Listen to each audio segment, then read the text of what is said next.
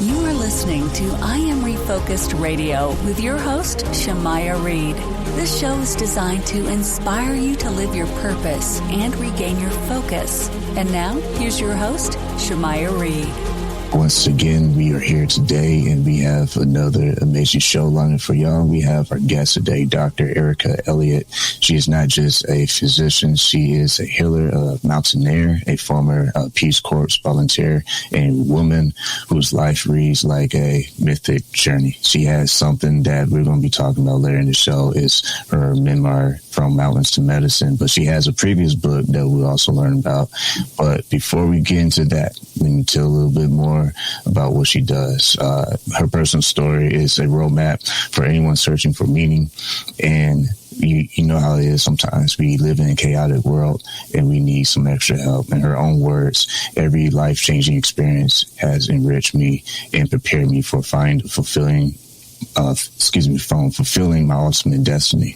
So without further ado, landing the plane here, we're going to get to our guest right now. So once again, I want to say to you, Dr. Erica Elliott, thank you for being on the show. How are you doing today? I'm good. I'm very happy to be here with you. I appreciate you being on. When you think about your experience with your memoir that I mentioned moments ago, you know how life can just come out of nowhere and give you curveballs. When you think about some of the things you've been through, kind of share with us some of the things that you learned from your own experience, especially with your mountain trips and those things. Okay, well, it started out me thinking as a little girl that there was a purpose to my life, but I didn't know what it was. I thought there's more to life than just going to school and coming home and watching TV and eating dinner and go to bed. And but I didn't talk about it because I thought people would think I'm some kind of nerd talking about purpose in life. And so I kept it to myself. But I had a strong feeling that I'm here for something, and I didn't know what it was. And it took a long journey for me to find out what it was. But first I had to find out who I was. And so I had a very harsh upbringing. My father was a general in the Army. He wasn't the harsh person, but he was gone all the time. And my mother was Swiss and raised us in the old style where you hit and slap and say, this is for your own good. And so I had a very distorted view of myself. It didn't match what my teachers were saying, how wonderful and kind and smart I was. And the impression I had from my family was that I was no good, never good enough. I think all my sisters and brothers had the same impression of themselves. And so when I finished high school in Germany, because we lived all over the world because of my father's work, I didn't know what college to go to, and so I just sort of winged it and picked this college that sounded very interesting, and it was in 1966. And when I came to America at the end of high school and went to this college, I was in such shock because people spoke in a weird way. It was like hippies, and I didn't understand all the lingo, and they dressed really weird. And they took drugs and stuff like that. And so I did what I always did when we moved around to do. I tried to learn the language, meaning learn hippie talk, and dress like the people and do what they did. And so I did that. And I tried out drugs and all that stuff and had a complete psychotic break because I'm not. That's not how I'm wired. And so I made a suicide attempt. And that sounds pretty awful, but it was the best thing that could have ever happened to me. And that's the story of my life. All these terrible things end up being a portal to some huge transformation. So here's what happened. I sat in front of, I felt like my life was worthless and I couldn't think right because all these influence of drugs and stuff. So I sat in front of a stove, turned on the gas, and nothing happened. So I I lit a match and the whole place blew up. I was blown out of the chair against the wall, and I had burns and stuff. And the upstairs people came and threw me in the shower, and they knew what I was trying to do, and they reported me to the dean. And the dean said I had to see a psychiatrist, which in those days only completely crazy people saw psychiatrists. And so the psychiatrist was this amazing Black man. He's the first Black psychiatrist to graduate from where my mother graduated, the University of Zurich in Switzerland. And so, wow. But I was so ashamed that I couldn't talk to him. He was very kind to me, but I looked at the floor and just cried. And he kept trying to get me to talk, and finally got up and he opened the door. He said, "You can go now, because you know, if you're not going to talk to me, there's no point in staying here." I said, "Well, I can't go because then they're going to tell my parents, because they said if I didn't see a psychiatrist, they were going to report me to my parents." And so I said, "Well, if I talk, can I stay?" And then did I talk. I mean, all this stuff came out, and he was the best psychiatrist I could ever imagine anybody having. He never told me what to do, and he never gave me pills. He treated me with huge respect, and it was the first time in my life that I felt seen and heard, the first time in my life. And so I could figure out my own problems. Just him holding that sacred space for me, I realized that I was smart, I wasn't stupid, and that I was really a good person. And I discovered who I really am. And I was really excited because it wasn't who I thought I was at all. And I was so thrilled. And that's when my real authentic life began. And it took off in a huge way. And so that's when I went to work for the Navajos as a school teacher, like in 1971, 2, and 3, and I learned to speak Navajo. So they opened up their whole world to me. I saw ceremonies that white people have never seen and never will see. I participated in peyote ceremonies and saw true miracles, and I don't use that word lightly, true miracles. And that's how I learned to speak Navajo, by the way, is in the peyote ceremonies. All of a sudden, I could speak Navajo. So how do you explain that? I can't explain it. I guess you'd have to be some kind of quantum physicist to be able to explain some of these things. And so that was a life-changing thing. And what I learned from that experience was that I love to teach, and not just teach anything, not teach to teach. I love to teach things that would empower people. These fourth grade students had been treated very badly by the white teachers who thought they were stupid. They weren't stupid at all.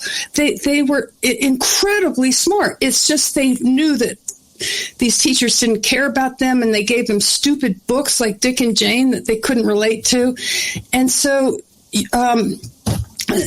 when I learned their language, and which was really hard, it's the hardest thing I've ever done.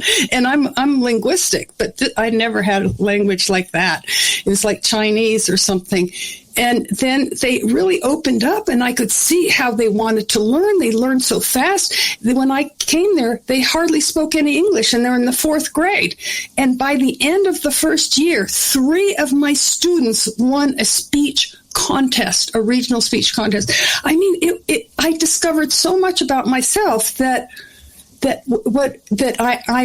I'm an educator, that whatever I end up doing in life, it has to be something that educates, that informs, that helps the person in some way. And it has to be given with love. And so it was so profound what I learned. And then when I joined the Peace Corps, see, this 10-year odyssey before I realized that medicine was my calling, I learned all these things that helped me eventually be a better doctor.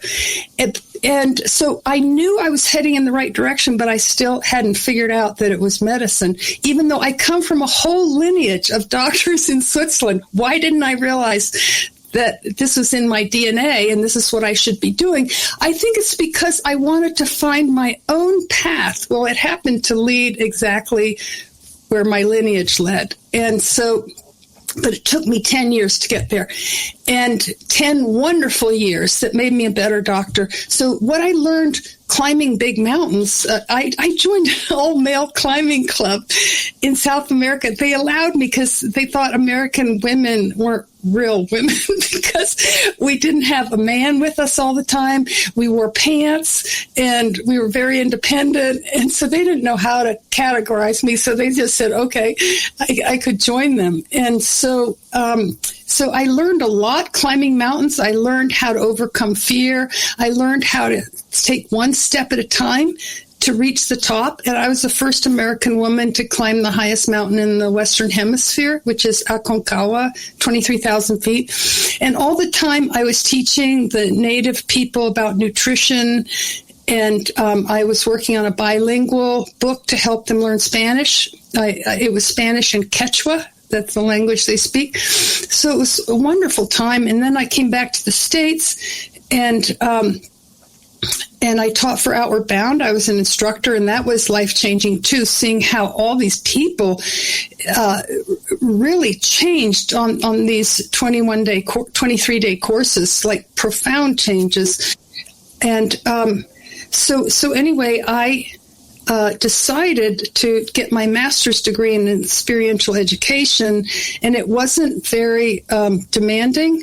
So I decided to take some science courses because at Antioch College, it was so crazy. I tested out of all my science requirements. So I wanted to get an updated science education. And so I signed up with all these young students, 10 years younger than me, and I discovered every one of them was in pre-med. And I had this false idea based on my uncle, who was a genius, a Swiss doctor, a genius. He was my only role model for a doctor, so I thought you had to be a genius to be a doctor. Well, it turns out all these students were pre-med students, and I was the only one that wasn't, and I thought, oh my God, they're not geniuses at all. They're just memorizing. And I thought, I can do that. And so then I went to the admissions counselor, and I said, I think I found what I'm supposed to be doing, and I'd like to be a doctor, and what are all the steps I need to take? And he said, look, I want to give you some advice. I think you should go into being a professor at a university. I said, why? And he said, well, you know, I've looked at all your, it's very impressive, your folder, but you're too old for one thing. I was 29 when I was talking to him. I mean, these are the old days. It's not like that anymore. And number two, you're a woman. I said, what does that have to do with it? Well, it's harder to get in as a woman in those days. Number three, he said, you don't have any money. You were in the Peace Corps, and it's very expensive, and you'd have to get a huge loan to pay it off. And I said, anything else? And he said, well, you didn't have any science background. I said, because I tested out of all the things. I had a good education in Germany. And so then I broke all the rules. I prematurely applied to med school because he said I was so old, so I thought I have to hurry up. And so, but I got a letter requesting an interview from Stanford, and I went to show the advisor, and he said, well, I'm sorry, I thought I was giving you good advice. Anyway, Stanford wanted me because they said they were looking for 1% of their student population that was, quote, out of the box. I guess I'm out of the box. And I discovered I really am out of the box, because when I ended up going to University of Colorado because they paid for my whole thing. And so I was so eager to learn all the stuff. The first 2 years, anatomy and physiology and all that stuff, I just couldn't get enough of it. I was so excited and everything, but gradually I smelled a rat. Something wasn't right in the next years. We were learning stuff that I knew wasn't right, like saturated fats cause heart disease. I knew that wasn't right because I lived with all these people back in the days before junk food who lived on saturated fats, like the Navajo people back then. Everything's changed now. It's not like that anymore with the junk food. But they were slim, strong. Nobody had heart disease or strokes, and they rode horses until they were 95 or something. And then when I lived in Europe, when the rate of heart disease was way lower in Europe, this was a long time ago, they ate tons of cream and butter and all that stuff. So I knew something is wrong, but I didn't have all the data. And fast forward many years ahead, we discovered that all the lies that were given to us by corporations, like the sugar industry in the 70s, they were so afraid because the hippies, quote, the hippies were telling everybody not to eat sugar, that it caused heart disease. And so they did something very sinister. This, you can look it up yourself in the New York Times in 2016. I guess it took that long to tell the truth. Maybe they were afraid of getting shot or something if they told the truth. I'm just kidding. But anyway, so they paid 3 Harvard researchers to lie and make up fake research that other research is built on, showing that it was fat that caused heart disease. Well, back then we didn't know the difference between good fat and bad fat. And like bad fat can, yes, cause heart disease, but good fats are extremely beneficial for you, like butter and coconut oil and duck tallow and so forth, and ghee and all that stuff.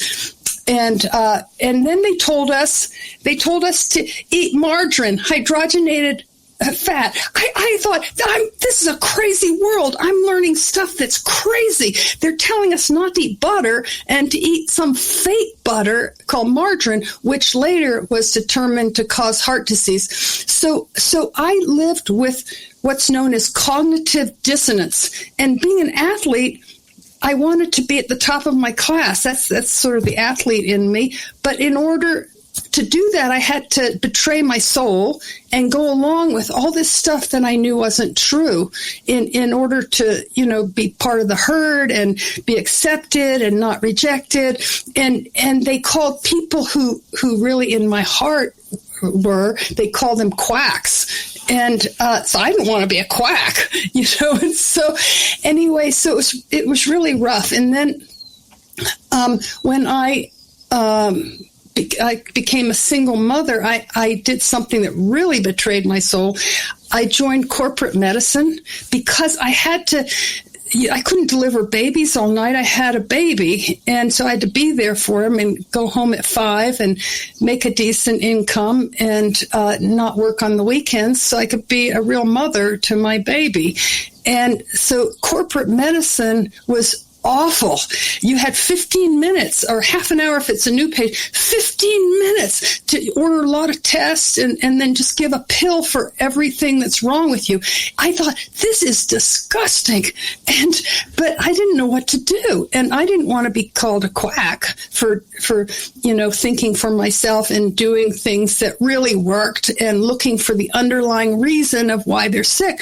I couldn't do any of that. It was awful. I felt like a complete robot. And then a disaster happened. And just like the disaster in college, this disaster saved me. So what happened was, this was a brand new building. They full of toxic chemicals.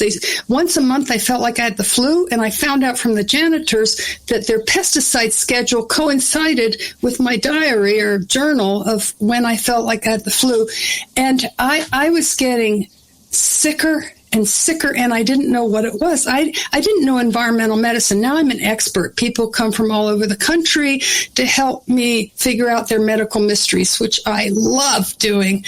And but I didn't know all that stuff. But I was here. I'm a world-class athlete, and I'm so tired all the time, full of rashes, and my balance is off, and pretty soon my thinking's off, and I don't know what to do, and it's getting worse and worse. And finally, this patient comes in, and the exam rooms are no windows. And it's a small cubicle, and he sits there and he's rambling, and my brain is so scrambled I can't follow what he's saying.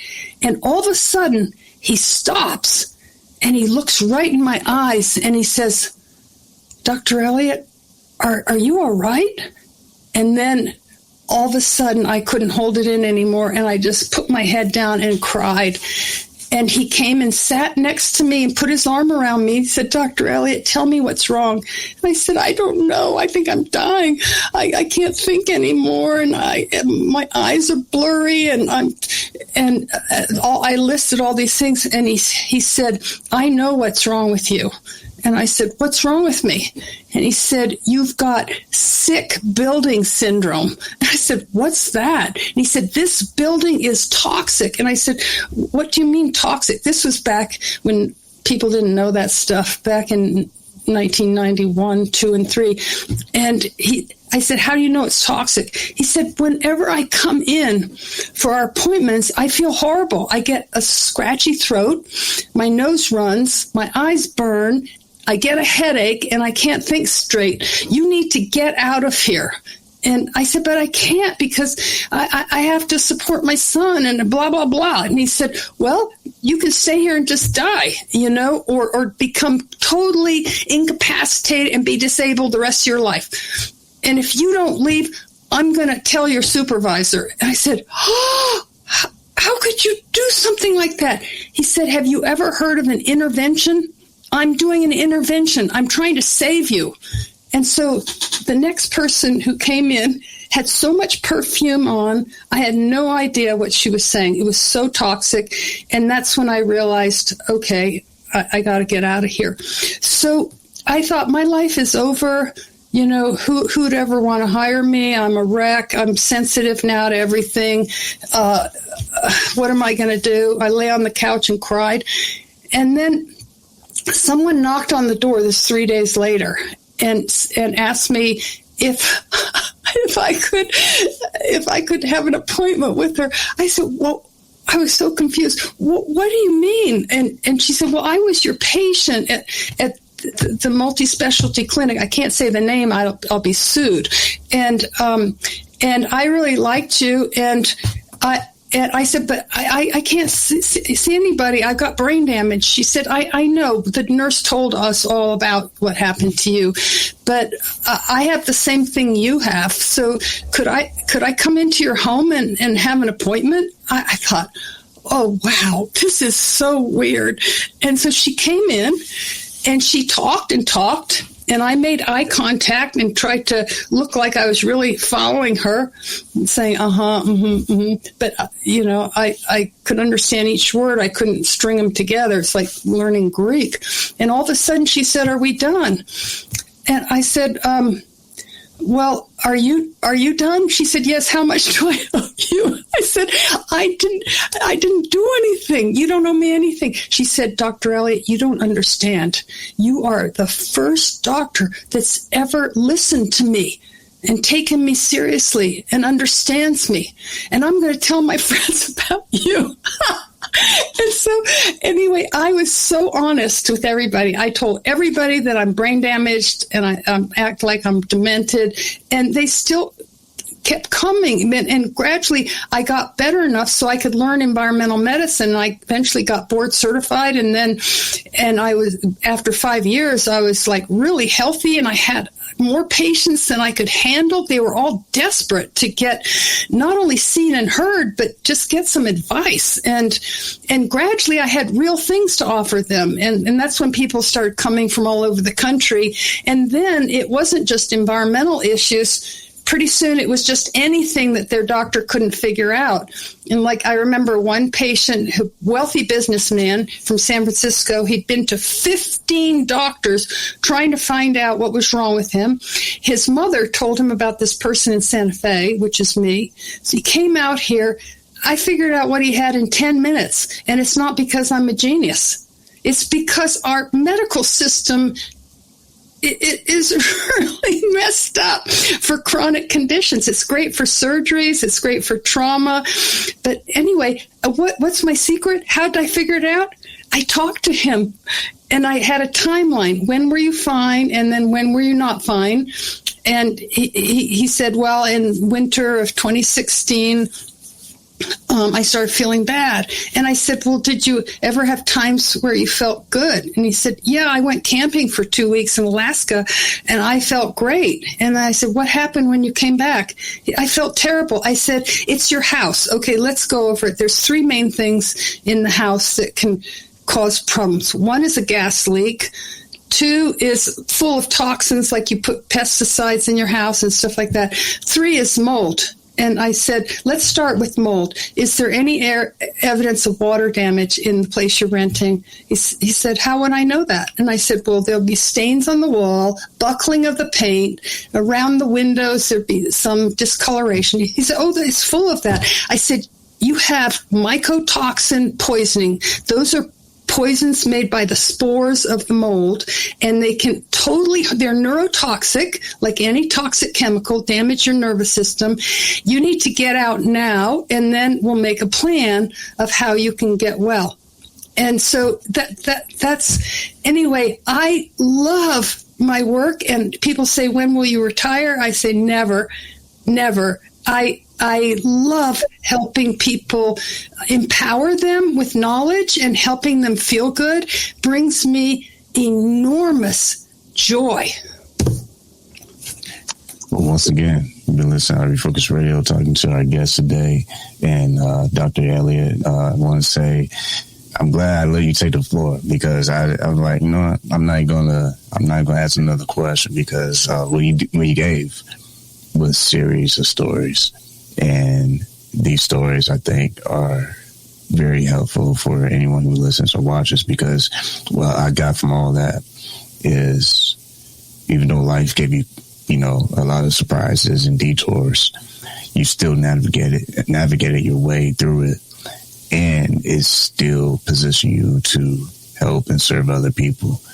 I love the parts where you're outside the box, according to people. I think sometimes that's the best place to be. You can be tied down to so much textbook study things that, unless you're actually in the field, you really don't know what you think you know. It's good to have textbook type ideas and stuff, but the real work is when you're actually in the field, real life situations. Because last time I checked, when you're in the field, it's kind of hard to dig in your backpack and see, okay, A, B, C, what I have to do next. Sometimes you don't have the luxury and time to do that. You have to just do what is happening in the moment. And that's what I got from your story. And I think for you to be still recognized and respected as a professional doctor who is not just going for the pocketbook, but going for the heart, that's missing as well.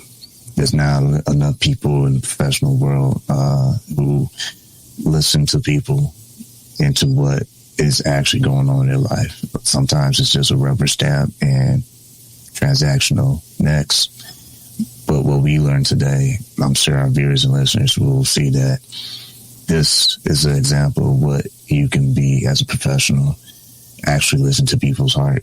You said earlier in the story, when you needed help, the gentleman opened the door and said, you can leave now, but you chose to talk, and he chose to listen.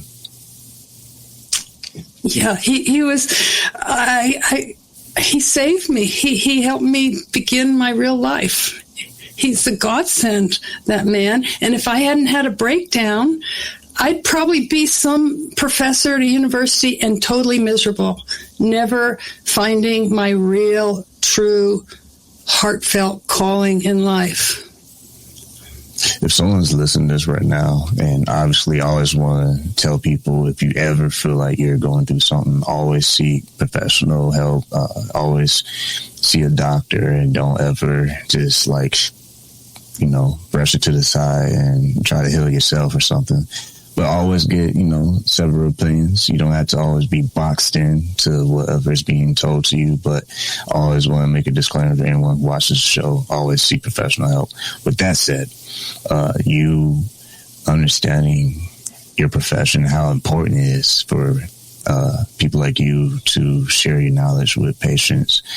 If someone's watching and listening to this and they feel like they need help navigating, getting to the right doctor, what words of wisdom would you share with them to encourage them to make sure that they do their homework as best they can? I have an exercise I have my patients do who are really troubled, and it sounds really simple, but it's very hard. I tell them to look in the mirror and do this every day, and lean over, go into the bathroom, turn on the light, lean over towards the mirror so you're like 2 inches from the mirror. Look into your eyes unflinchingly and talk to the 2-year-old that we all are. We all have a 2-year-old inside of us, and say, I love you, and I'll never abandon you, and together we'll get through this. We'll get through this. And so many people, they try it and they just start crying. They just can't do it. But it's when they do it, it's life-changing. That simple, tiny action is life-changing because you're showing love for yourself. And when you do that, you'll find the right path. See, with the psychiatrist, he helped me I love myself for the first time in my life. I realized I was a good person.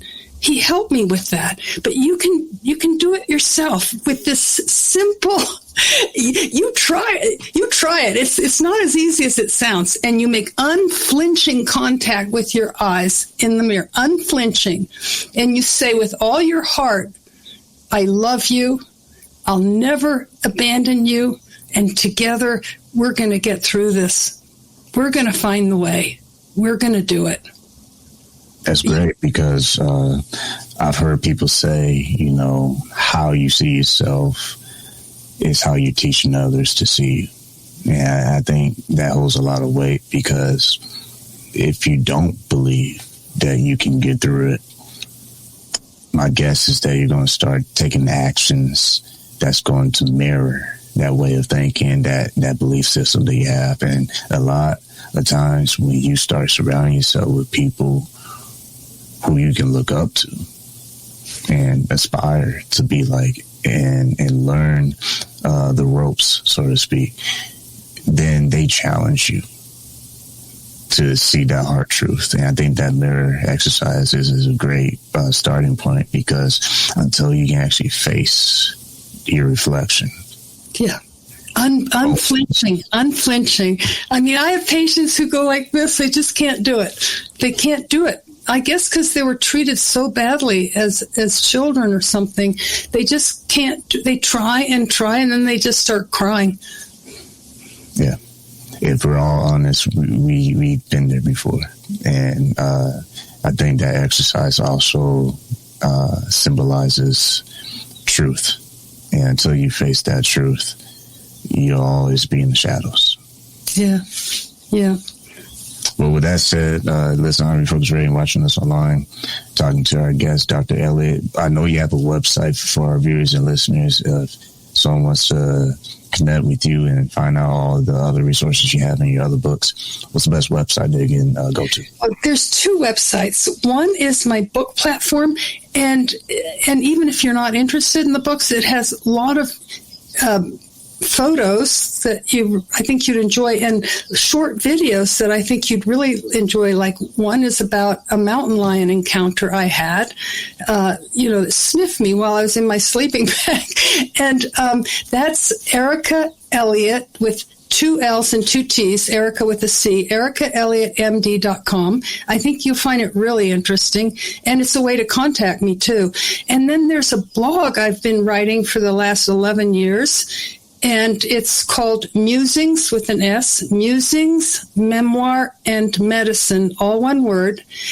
And it's there you'll find a lot of medical information that you don't learn from your doctors. I do blogs, like people who want to see me and I'm too full up and I'm not taking new patients. They say, can you write about mammograms or something? Can you write about cholesterol or something?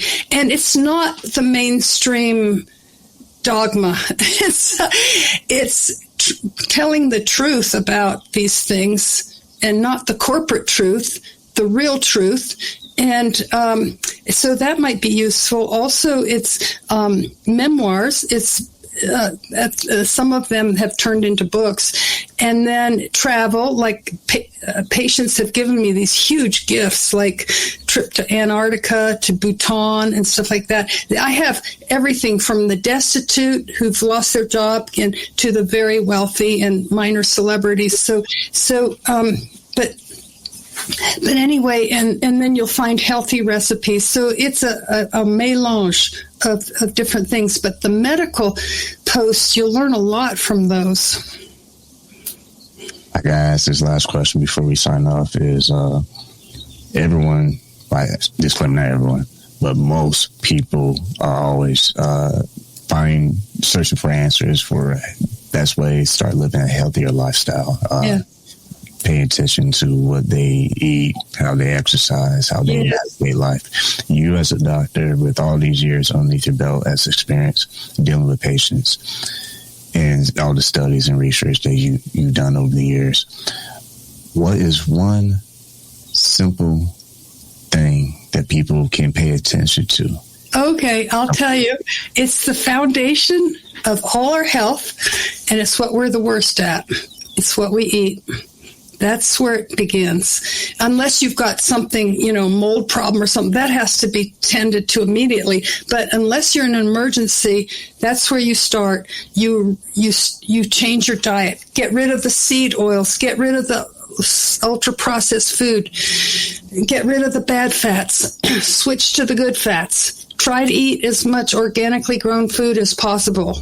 If you eat animals, make sure they're not factory farmed. That's disgusting. It's cruel. It's disgusting. It's unhealthy. Make sure your animals are happy, including chickens.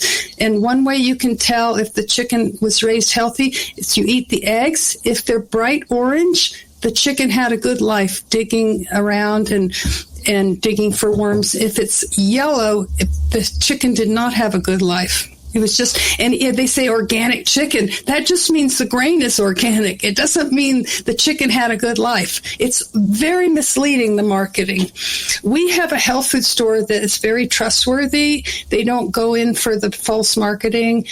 And we have 6 health food stores, and there's one that is really conscientious, and they do deep research for what they sell. And so I would start, the best thing to do is start with the food. We have an atrocious diet in America. It's really horrible. And this is so hard to comprehend, but we are the sickest nation in terms of chronic illness in the entire world. And food has a lot to do with it. It's not the only thing. There's tons of things that are harming us, like pesticides and other things, but food is the place to start. Once again, you're listening to I Am Refocused Radio and watching us online, talking to our guest today, Dr. Erica Elliott. Like always, I want to say to you, appreciate your time talking to us on the show today. Thank you. I enjoyed being with you, and you do such good work. I think you're doing a huge service to humanity with what you're doing.